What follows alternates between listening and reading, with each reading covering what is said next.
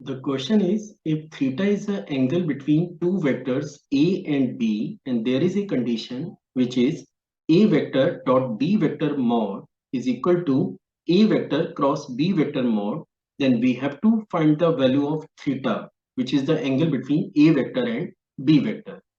So let's see how we are going to solve the given problem. तो चलिए शुरू करते हैं.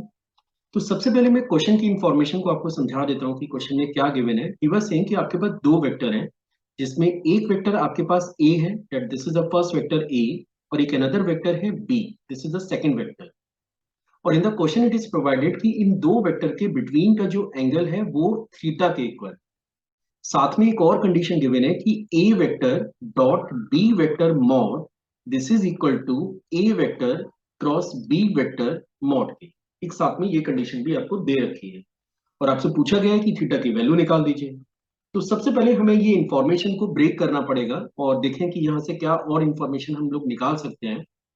अब जैसा कि हम लोग जानते हैं कि a डॉट बी ये हमारे पास बराबर होता है mod of a into mod of B into cos of theta के. फाइन. लेकिन अगर आप गिवन एक्सप्रेशन का मॉड ले लेते हैं, a डॉट बी का मॉड अगर आप कैलकुलेट करते हैं तो फर्स्ट टर्म तो मॉड ऑफ a ही रहेगा क्योंकि ऑलरेडी ये पॉजिटिव क्वांटिटी है. This will remain mod of b but this will become mod of cos theta, and this is the equation number 1.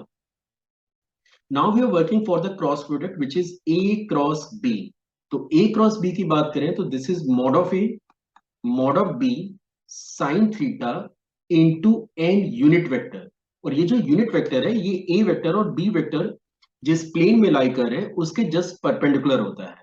तो मैं एक्सपेक्ट कर रहा हूं कि क्रॉस प्रोडक्ट में आपने ये पढ़ा ही होगा कि that is a cross b, this is equal to mod of a mod of b sin theta into n unit vector.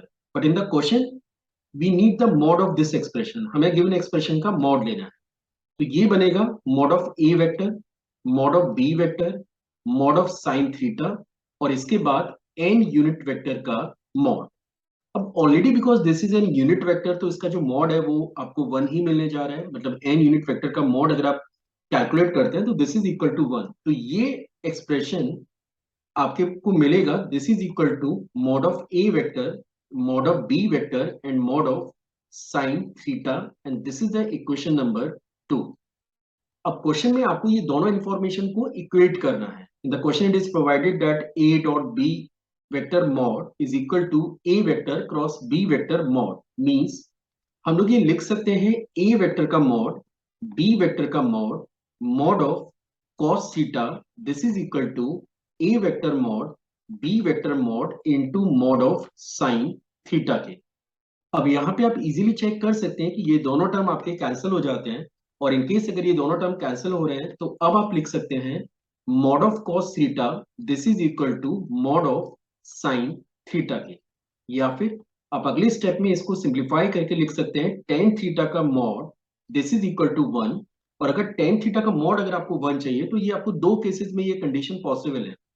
या तो आप थीटा की जगह π/4 सबमिट करें या फिर थीटा की जगह 3π/4 सबमिट करें, क्योंकि tan π/4 1 होता है तो उसका मॉड आपको 1 ही मिलेगा और tan 3π/4 -1 होता है but the mod of -1 is also 1. But अगर आप अपने ऑप्शंस को चेक करें तो ऑप्शन में 3π/4 ऑप्शन दिया ही नहीं है, तो मतलब वो तो अपने को टिक ही नहीं करना है. हाँ, लेकिन π/4 ऑप्शन आपको यहाँ पे नजर आ रहा होगा. So the answer of the given question is that theta is equal to π/4 and this is the answer for the given problem.